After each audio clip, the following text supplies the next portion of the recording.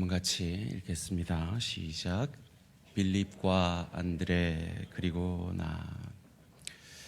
미국의 아들 부시 대통령으로부터 영웅 칭호를 받은 분이 있죠. 마틴 루터킹 주니어 목사님. 흑인 해방을 위해 앞장섰던 귀한 분이십니다. 그리고 수십 년이 지나서 그를 모든 미국 사람들이 영웅으로 인정하게 된 것입니다. 어떻게 하면 이런 영웅적인 삶을 살 수 있을까요? 우리가 영웅은 못 되더라도 어떻게 하면 우리도 선한 영향력을 끼칠 수 있을까요? 오늘 본문에 뜬금없이 헬라인이 등장을 합니다. 그리스 사람이죠. 알렉산더 대왕이 유다를 점령합니다. 그리고 계속 유다는 로마의 속국이 되기 전까지 이 헬라 문화권 안에 있게 되죠. 그래서 신약 성경이 헬라어로 쓰여진 것입니다. 그러다 보니까 그 헬라 사람들, 즉 그리스 사람들이 유대에도 꽤 살았던 것 같습니다.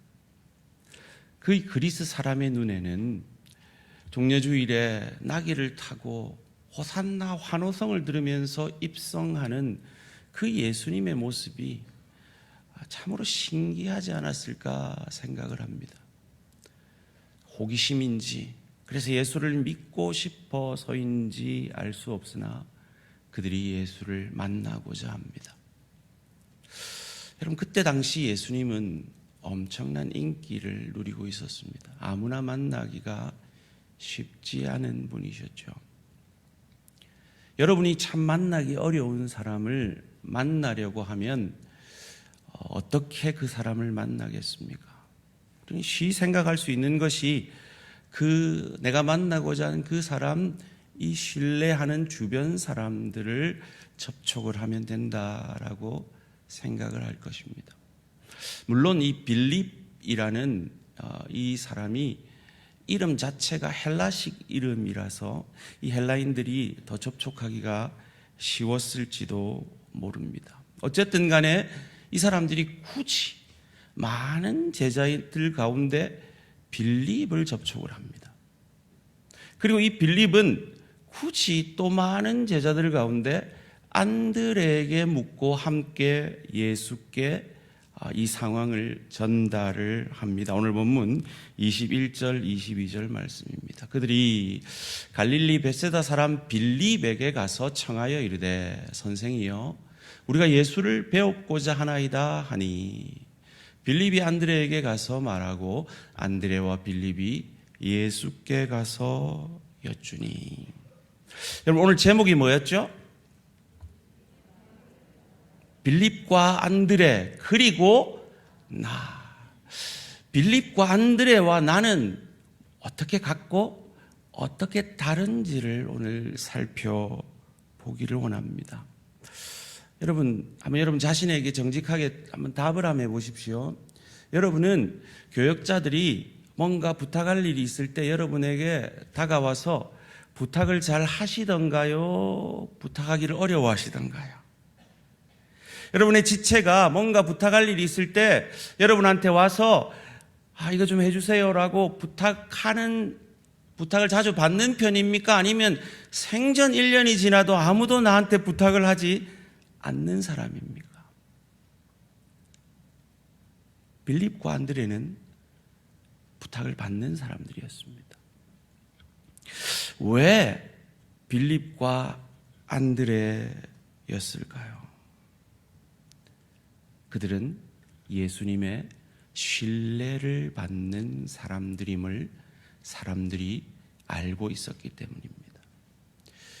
여러분, 오늘 본문 외에도요, 이 빌립과 안드레만 등장하는 본물이 요한복음에만 2번이 나옵니다. 혹시 언젠지 기억이 나십니까? 오병이어 속에서 그 오병이어 지금 약 여자아이들 포함해서 2만 명을 먹여야 되는 그 급박한 상황 속에서 예수님이 베드로하고도 의논 안 하고 안드레하고도 의논 안 하고 베드로하고도 의논하고 요한하고도 의논 안 하고 굳이 빌립하고 안드레와만 대화를 나누십니다. 요한복음 6장 5절 말씀 함께 읽겠습니다. 시작. 예수께서 눈을 들어 그 무리가 자기에게로 오는 것을 보시고 빌립에게 이르시되 우리가 어디서 떡을 사서 이 사람들을 먹이겠느냐 하시니. 왜 빌립에게만 물으셨을까요? 신뢰받는 사람이었기 때문이죠. 요한복음 6장 8절 9절에는 또 이렇게 말합니다. 제자 중 하나 곧 시몬 베드로의 형제 안드레가 예수께 여짜오되 여기 한 아이가 있어 보리떡 5개와 물고기 2마리를 가지고 있나이다. 그러나 그것이 이 많은 사람에게 얼마나 되겠사옵니까? 어떤 문제 앞에 예수님은 누구랑 상의를 하겠습니까? 예수님이 신뢰하는 사람과 상의를 할 것입니다. 그들이 바로 빌립과 안드레였다라는 것입니다. 그들은 예수님이 신뢰할 만한, 사람들이 신뢰할 만한 사람이었을 뿐만 아니라 사람을 위하고 사람을 사랑하는 사람들이었음을 요한복음 1장에 또 빌립과 안드레가 동시에 등장하는 장면이 나옵니다. 요한복음 1장 40절에서 42절 말씀입니다. 요한의 말을 듣고 예수를 따르는 두 사람 중에 하나는 시몬 베드로의 형제 안드레라. 그가 먼저 자기의 형제 시몬을 찾아 말하되 우리가 메시아를 만났다 하고, 메시아는 번역하면 그리스도라. 데리고 예수께로 오니 예수께서 보시고 이르시되 내가 요한의 아들 시몬이니 장차 게바라 하리라 하시니라. 게바는 번역하면 베드로라. 예수님을 제일 처음 만난 제자가 안드레였습니다. 그는 예수님을 만나자마자, 그가 메시아를 만났다는 생각이 들자마자 예수님께로 이 형제 베드로를 데리고 옵니다. 왜요? 사람을 사랑하고 사람을 위하는 사람이었기 때문입니다. 그건 빌립도 마찬가지였습니다. 요한복음 1장 43절에서 45절 말씀입니다. 이튿날 예수께서 갈릴리로 가시려 하시다가 빌립을 만나 이르시되 나를 따르라 하시니, 빌립은 안드레와 베드로와 한 동네 벳세다 사람이라. 빌립이 나다나엘을 찾아 이르되 모세가 율법에 기록하였고 여러 선지자가 기록한 그 일을 우리가 만났으니 요셉의 아들 나사렛 예수니라. 빌립이 메시아 예수 그리스도를 만나자마자 생각해낸 사람이 있습니다. 그것은 그의 친구 나다나엘이었습니다. 사람을 사랑하고 사람을 위하는 사람이었기 때문입니다. 사람을 위하는 마음은 빌립보다 안드레가 월등했던 것 같아요. 빌립은 예수께서 이 사람들 어떻게 먹일까 하니까 예수님 한 2천만 원 필요하겠는데요 라고 대답하는 것으로 그쳤어요. 그런데 안드레는 그 무리 속으로 들어갑니다. 그래서 그 무리 속에서 보리떡 5개와 물고기 2마리를 가진 그 아이를 발견합니다. 그리고 그 아이를 설득해서 그 아이를 예수께로 데려옵니다. 얼마나 적극적인 모습입니까? 그런데 우리가 보기에 안드레가 하는 이 일이 얼마나 헛되게 보입니까? 나 하나 이렇게 오병이어 들고 온다고 해서 무슨 일이 있으랴? 나 하나 주의 교회 섬긴다고 무슨 세상이 변하라? 나 하나 세상에서 소금과 빛되게 말씀대로 산다고 해서 세상이 어떻게 달라지겠나? 마치 계란으로 바위치기 아니겠나 하는 생각이 들지 않으십니까? 그런데 하나님은 이 보잘것없는 오병이어를 통하여서 남자만 5,000명, 아이와 여자를 포함해서 2만 명을 먹이셨습니다. 하자는 우리의 봉사, 부족한 우리의 헌신을 통해서도 하나님은 이렇게 일하실 수 있는 하나님이십니다. 어쩌면 빌립이 없었다면, 안드레가 없었다면 오병이어라는 이 놀라운 표적이 없었을 수도 있습니다. 안드레가 없었다면 예수님의 수제자 베드로가 없었을 수도 있다는 겁니다. 에이, 목사님 너무 과한 상상입니다. 예, 맞습니다. 그렇지만 하나님은 사람을 통해 일하신다는 것을 우리가 믿는다면 이건 결코 과한 상상이 아닐 수도 있습니다. 사랑하는 성도님들, 여러분은 우리 교육자들에게 부탁을, 신뢰를 받는 분들이십니까? 지체들에게 뭔가 부탁하고 싶을 만한 분이십니까? 여러분은 빌립과 안드레처럼 사람을 사랑하고 사람을 위하는 마음이 있으십니까? 이번 질문에는 동의가 되시면 크게 아멘 하십니다. 여러분은 진정 예수의 몸된 이 대한교회를 사랑하십니까? 여러분 진정 사랑하신다면 주님의 몸된 교회를 위해 은혜 받은 만큼 일하셔야 합니다. 섬기셔야 합니다. 2023년 이제 한 달 남았습니다. 2023년 한 해 동안 하나님은 여러분을 통해 어떻게 영광 받으셨으며 어떻게 일하셨습니까? 연말이면 제가 늘 외치는 외침이 있습니다. 한번 따라해 봅시다. 1인 1사역. 작년에 1인 1사역을 목 놓아 외쳤더니 이상한 부작용이 생기더라고요. 아유, 목사님, 저는 3사역 하니까 2개를 내려놓겠습니다. 이런 이상한 부작용이 생겨요. 이런 1사역은 사역 많이 하는 분들에게 하는 말이 아니고요. 그냥 예배만 보고 그냥 집으로 돌아가는 분들에게, 특별히 아직 연로하지 않는데도 힘 있는데도 그냥 예배만 구경하고 가시는 분들에게 드리는 말씀입니다. 아직 예수의 은혜가 내 마음을 적시지 못했다면 일하지 마세요. 예, 은혜 먼저 받으세요.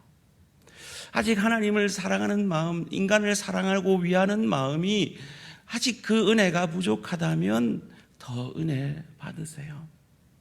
그리고 주의 교회가 신뢰할 만큼 내가 그런 사람이 아니다 싶으면 정말 내가 신뢰할 만한 사람이 되어 보시기 바랍니다. 그런데 내가 신뢰할 만하고 정말 하나님을 사랑하고 주의 교회를 사랑하고 위하는 마음이 있다면 올 연말에 진행될 이 1인 1사역에 이 1인 1사역 소개의 길을 쫑긋 세우시고 정말 나도 하나님 위해서 뭔가 하고 싶은데 뭘 하면 될까?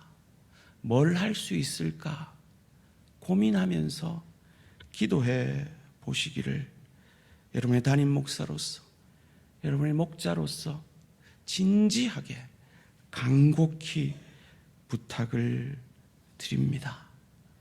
저는 우리 대한가족들이 하나님 앞에 섰을 때 뭔가 하나님 앞에 자랑할 만한 것이 있으면 좋겠습니다.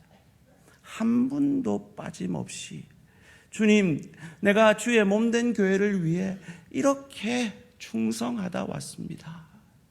이렇게 사랑하고 섬기다 왔습니다. 라는 그 고백이 있는 성도들이 되어질 수 있으면 좋겠습니다. 그렇습니다. 우리는 다 위대한 베드로 사도는 될 수 없습니다. 그런데 그럼 베드로에게 예수를 소개한 안드레는 될 수 있습니다. 우리는 나다나엘처럼 아르메니아에서 피부가 다 벗겨져 순교할 수는 없을지 모릅니다. 그런데 그런 나다나엘에게 예수를 소개한 사람일 수는 있습니다. 제가 몇 번 말씀드린 기억이 있는데요. 여러분의 특징이, 우리 성도님들 특기가 있잖아요. 골로새서, 그죠? 한번 들은 적인 골로 잘 세잖아요, 그죠? 예? 기억나시는 분들은 다시 한번 은혜를 생각하시면서 들어보십시오. 스펄전 목사님의 얘기입니다. 스펄전 목사님이 19세기 최고의 설교자잖아요. 그의 설교는 지금도 현대 목회자들에게도 참고가 될 만한 놀라운 설교자거든요. 근데 그가 어떻게 회심했느냐? 그가 다니던 그 교회가 눈이 너무 많이 와서 주일날 목사님이 교회를 오지를 못한 겁니다. 그래서 몇 명이 앉아있는 거기에 스펄전이 앉아있었던 거예요. 중학생 스펄전이 말이죠.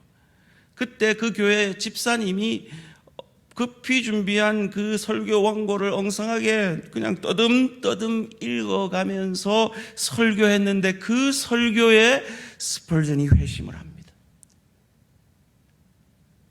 저는 스펄전의 상을 그 집사님이 받으셨을 것 같아요. 우리가 스펄전은 될 수 없습니다. 그런데 스펄전을 양육하는 주일학교 교사는 될 수 있단 말이에요. 그 소망으로 사역에 나서 주시기를 부탁을 드립니다.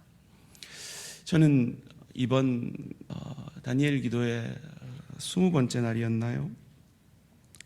IJM International Justice Mission 대표인 민준호 대표님의 간증에 참 울림이 있었습니다.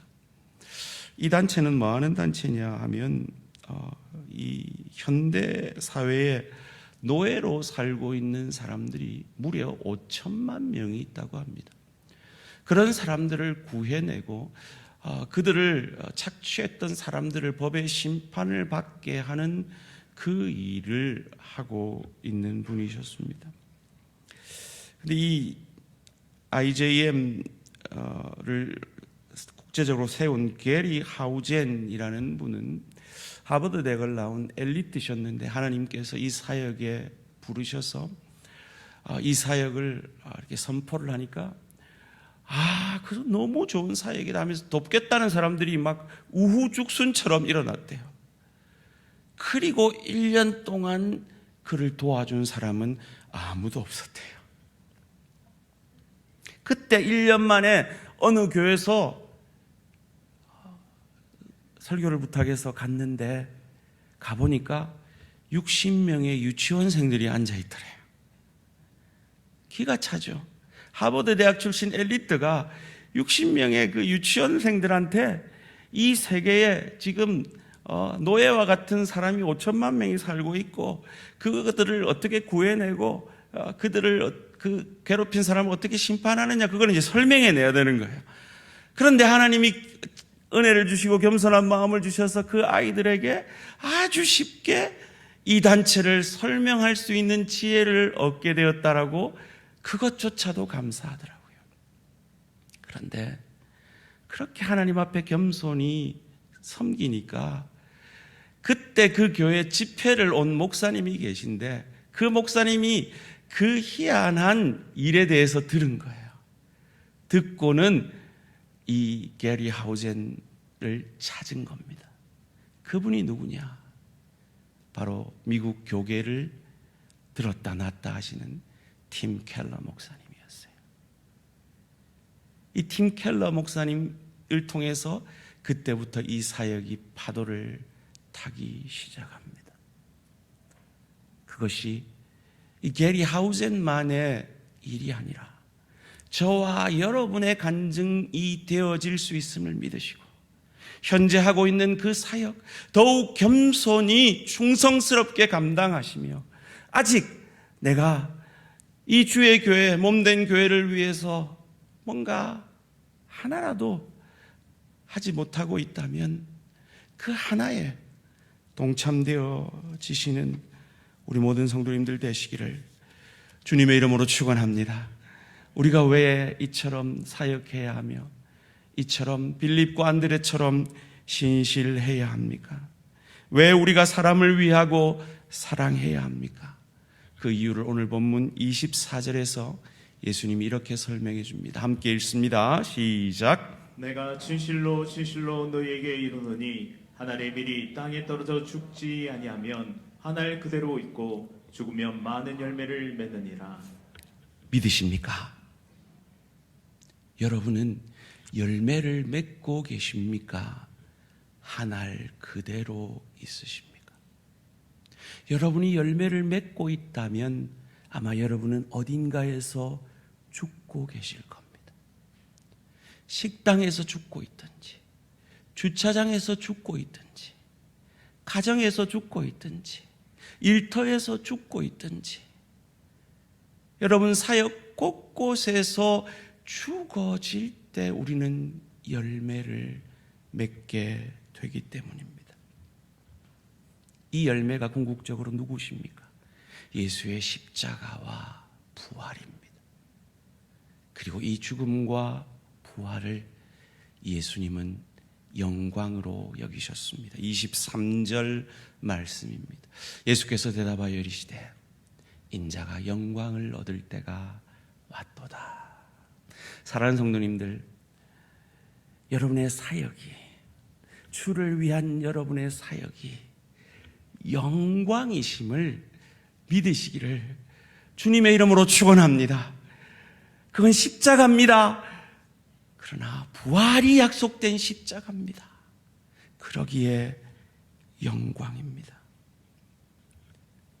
신실하신 우리 주님이 이 빌립과 안드레를 처음 만났을 때 하신 그 약속을 신실히 이루셨기에 빌립과 안드레도 예수를 따라 그런 신실한 삶을 살 수 있었던 겁니다.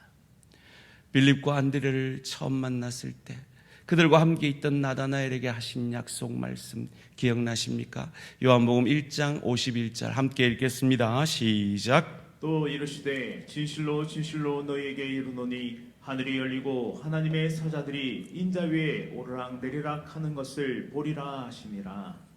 하나님과 단절된 죄에 빠진 인간이 하나님과 소통할 수 있는 이 놀라운 역사가 이루어질 것이라고 약속하셨고, 예수님은 십자가에서 그리고 부활로 이 약속을 오롯이 이루실 겁니다. 쉬운 일이었다고요? 아닙니다. 이어지는 본문 속에서 예수님은 뭐라고 얘기하십니까? 겟셋만의 기도와 비슷한 그 기도를 하십니다.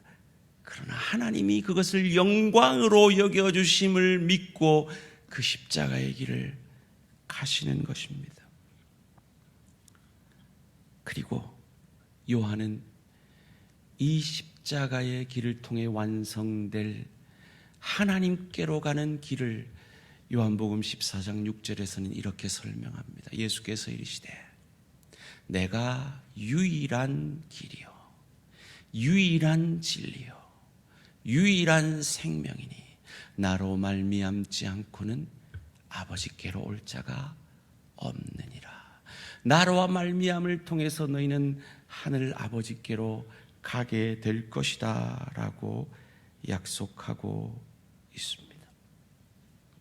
이 약속을 신실히 이루신 분이 저와 여러분의 주님이시고, 그 주님이 우리를 향한 구원을 이루셨기에 우리도 안드레처럼 빌립처럼 우리가 먼저 받은 이 복음을 전하며 나로 인해 내 남편이, 내 아내가, 내 부모가, 내 자녀가, 내 동료가, 내 지체가 복되어지며 유익을 얻게 되어지며 하나님의 나라와 주의 교회가 유익하다면 나는 죽어짐으로 많은 열매를 맺는 저와 우리 모든 성도님들 되시기를 주님의 이름으로 축원합니다. 여러분 꼭 기억하십시오. 여러분이 죽어지면 많은 열매를 맺습니다. 그리고 그것은 영광스러운 일입니다. 문제는 우리가 죽어지고 있느냐 하는 것입니다. 흔히들 우리 마음에 이런 반발이 있을 수 있습니다. 아이고 목사님, 나 하나 성가대 한다고 뭐 달라지겠습니까? 나 하나 주차 봉사한다고, 나 하나 식당 봉사한다고, 나 하나 교사한다고 세상이 뭐가 달라지겠습니까? 맞아요. IJM 이 민준호 대표가 이 IJM 대표로 이렇게 컬링을 받을 때 그런 마음으로 거절했대요. 나 하나 나선다고 이 세상의 노예들을 내가 어떻게 다 구해내나? 그런 마음이었대요. 그때 자기 친구들이 이렇게 말했대요. 너는 되는 일, 될 것 같은 일만 하니? 라고 말이죠. 그때 자기가 항복했다고 합니다. 그러면서 하는 말이 6.25 파병 때도 많은 사람들이 반대를 했다는 거예요. 파병해봐야 소용없다. 이미 대선은 끝났다. 많은 사람들이 포기하고 반대를 했다는 거예요. 그 반대를 뚫고 파병을 했기 때문에 우리가 있는 겁니다. 대한민국이 있는 겁니다. 우리는 그런 은혜를 받은 나라 아닙니까? 주의 복음의 은혜를 받은 우리지 않습니까? 말씀을 맺겠습니다. 제가 참 존경하는 이재철 목사님 설교집에 이런 이야기가 있더라고요. 참 여러분, 아직도 이 소비에트 공화국이 건재했다면 세계가 얼마나 불안하겠습니까? 그런데 이 소련이 무너지는 데 결정적인 역할을 했던 보리스 옐친 대통령이 기자회견에서 자기가 이 소련 민주화 투신 계기가 있다라고 말하면서요, 폴란드의 바웬사가 자기에게 영감을 주었다라고 얘기합니다. 그리고 이 폴란드의 자유노조 지도자였던 레흐 바웬사의 수기에 보면 그의 인생관이 바뀐 것은 흑인 민권 운동과 마틴 루터 킹 주니어 때문이었다라고 말합니다. 마틴 루터 킹 주니어가 세상에 끼친 영향력은 엄청나죠. 그런데 이 마틴 루터 킹 주니어의 수기에 그에게 이 노예 해방을 위해서, 흑인 차별을 위해서 뛰어들게 된 계기를 이렇게 그는 설명합니다. 무명의 흑인 여자 로사 박스가 버스 앞자리 백인석에 앉았다는 거예요. 이 흑인 차별이 있을 때는 버스를 타면 앞자리는 백인, 뒷자리는 흑인이었던 것 같아요. 근데 이제 로스 박스라는 여인이 백인석에 앉은 거예요. 기사가 난리를 하고 백인들이 난리를 하죠. 뒤로 가! 이 흑인 여자가 말이야! 이러면서 막 난리를 했겠죠. 그때 그는 묵묵히 담대히 하나님 앞에 모든 생명은 평등하다라는 그 신념을 가지고 그 자리를 지켰다는 겁니다. 그 모습을 본 마틴 루터 킹 주니어 목사가 만민을 사랑하시는 하나님의 일, 하나님의 뜻을 보게 됩니다. 사랑하는 성도님들, 우리는 마틴 루터 킹 주니어 목사는 될 수 없을지 모릅니다. 그런데 로사 박스 같은 한 사람은 되어질 수 있지 않을까요? 여러분의 가정에서, 일터에서, 주의교회에서 이 복음적 가치관을 세상의 그 어떤 소리에도 불구하고 굳굳이 지켜내는 우리를 통해 하나님은 마틴 루터 킹 주니어 같은 위대한 하나님의 사람들을 우리 자녀들 가운데, 우리 대항의 2세들 가운데 일으켜 세워 주실 줄 믿습니다. 부족한 나의 섬김을 통해 하나님이 이렇게 일하심을 믿으시고 내년 한 해 우리 모든 대항가족이 1인 1사역에 동참되어 지시기를 그리고 삶의 소금과 빛 되는 사역에 동참되어지시기를 주님의 이름으로 축원합니다. 그리고 나는 충분히 사역한다라고 생각하시는 분들도 주께서 능력 주신다면, 주께서 더 큰 은혜 주신다면, 하나님 내가 힘 닿는 한 주께서 부탁하시면, 주께서 하라 하시면 하나의 사역을 더 감당함으로 주의 교회와 하나님 나라를 유익케 함으로 하나님 앞에서 섰을 때, 하나님 내가 주의 몸된 교회를 위해 이렇게 일하다 왔어요, 겸손하게 고백할 수 있는 저와 우리 모든 성도님들 되시기를 주님의 이름으로 축원합니다. 여러분 기억하십시오. 하나님은요 교회의 머리이십니다. 우리 주는 교회의 머리이십니다. 그리고 교회는 주의 몸입니다. 여러분 누구를 제일 사랑하세요? 여러분 옆 사람 한번 꼬집어 보실래요? 옆에 한번 꼬집어 보세요. 아파요 안 아파요? 네, 한번 꼬집어 보세요.